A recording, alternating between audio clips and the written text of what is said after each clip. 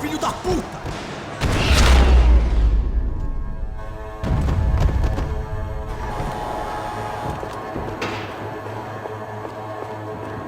I knew nothing resembling good times lay beyond that gate, but I was gonna have to face the music sooner or later.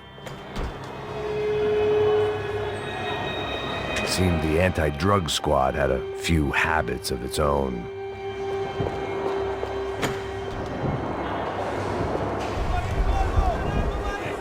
I guess our little stunt helped some other civic-minded people raise valid concerns about community relations. Their faces said it all.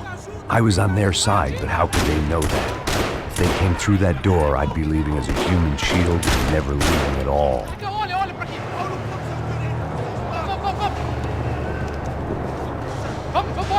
Luckily for me, for once the police arrived just in time. It sounded like all hell was breaking loose. Whatever nonsense De Silva had pulled, it seemed to be working. Por favor, eu te fiz uma pergunta, pô.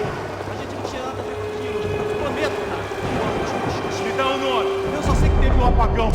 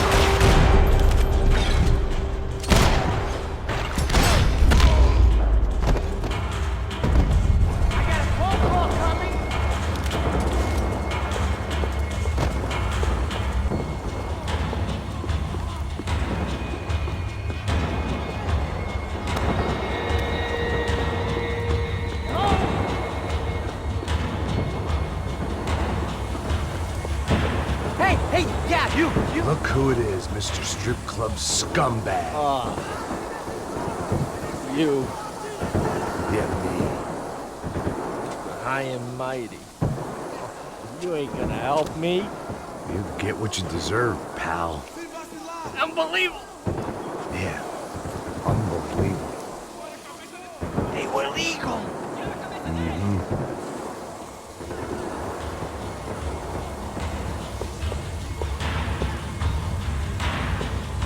For God's sakes!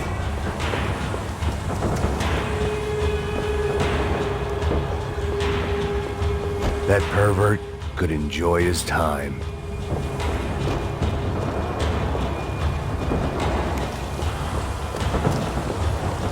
It was time to leave this palace before somebody treated me to an extended stay.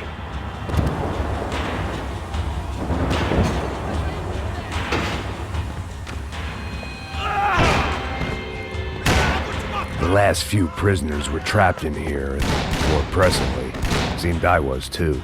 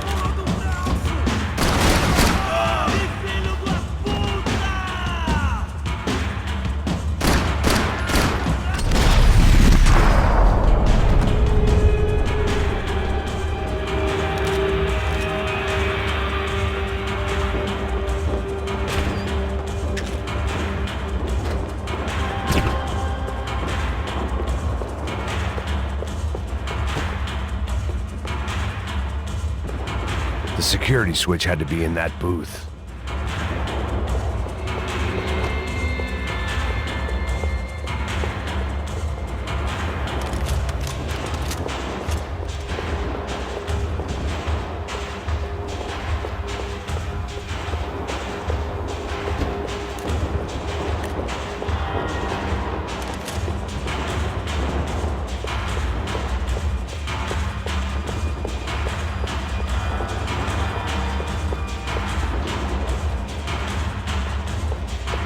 Figured I'd bag those up for evidence.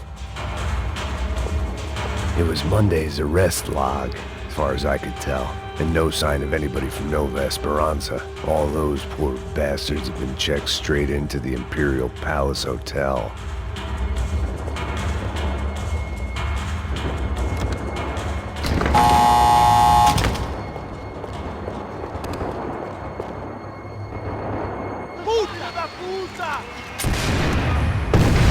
That kid had had the right idea. There was no point bouncing bullets off that thing. I decided I'd try to pick up where he left off. And then immediately regretted that decision.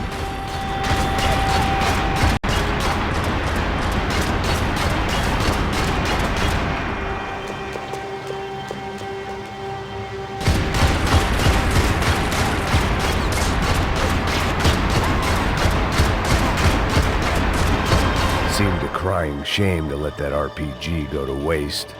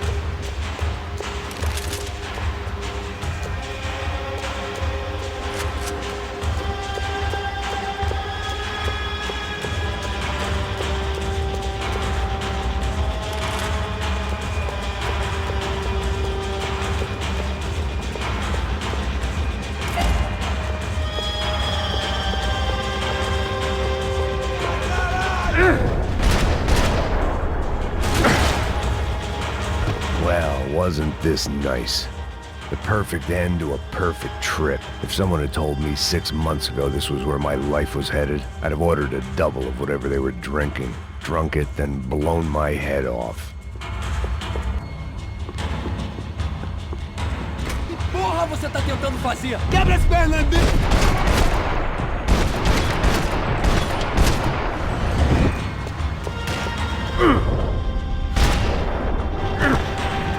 Another dark, rainy night. Another police station. Another futile crusade for amends. Time moves forward, and nothing changes.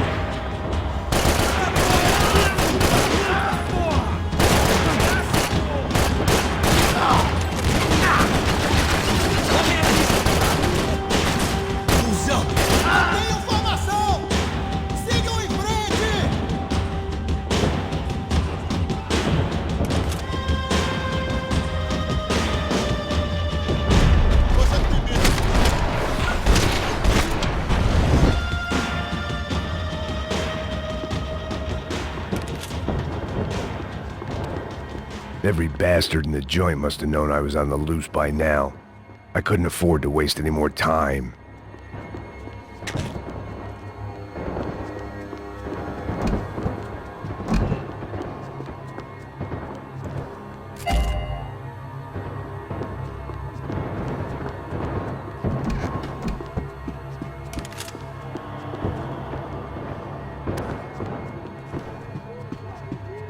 Agora é sua vez!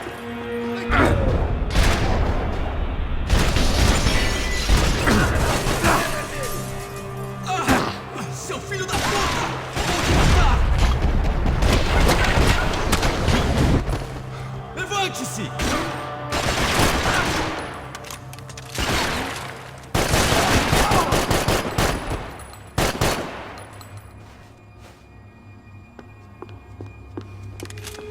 Police food, the same crap the world over. But I could reminisce about the old days later. For now, there was more pressing matters to deal with.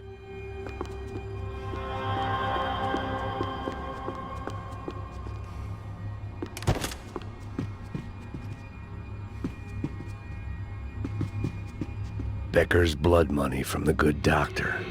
Serrano had canceled one side of that transaction. The other was on me.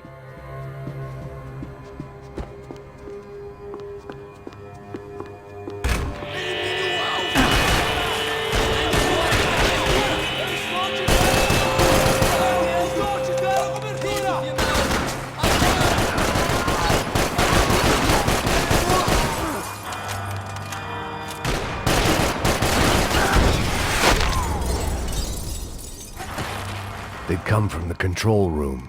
It looked like the security cameras were still running.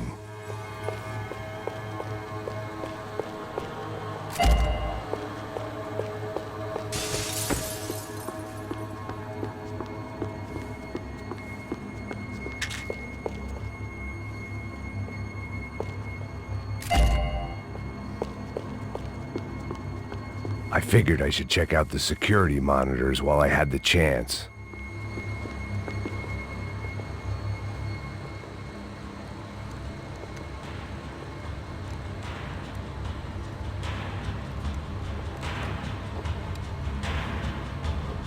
It looked like the prisoners were giving them a run for their money.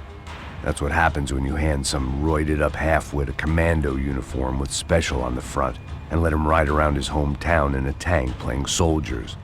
Sooner or later, someone's gonna decide he's not so special. There were a bunch more in the elevator, tooled up like they were about to roll into Fallujah. And of course, they were headed my way.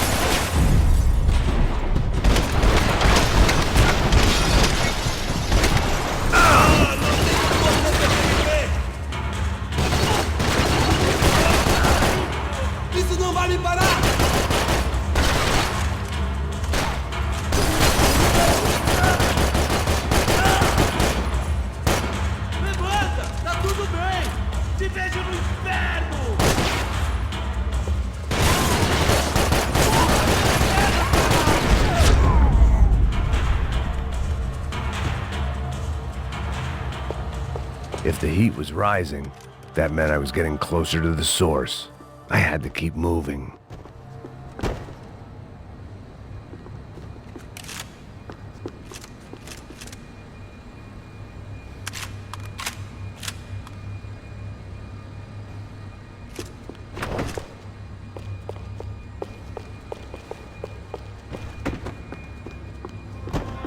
I saw the elevator doors were open.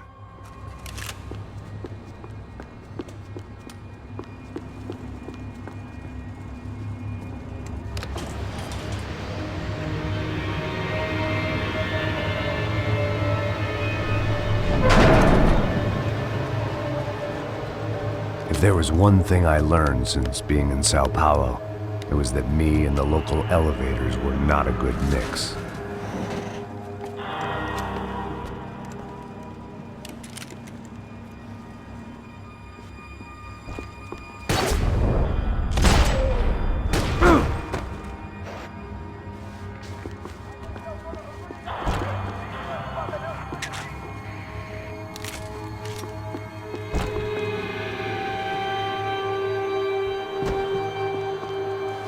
Whatever depressing fate lay on the other side of those doors, there was no point in putting it off any longer.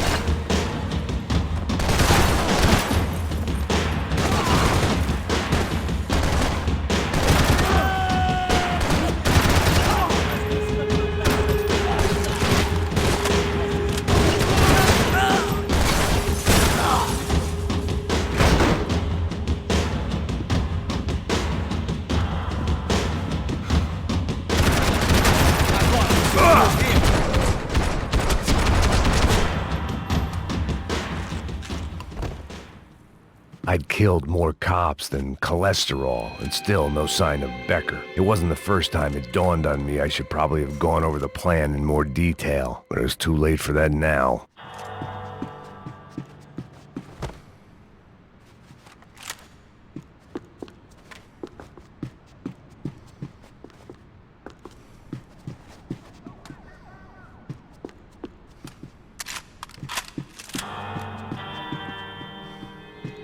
If I didn't hurry, Becker would be long gone.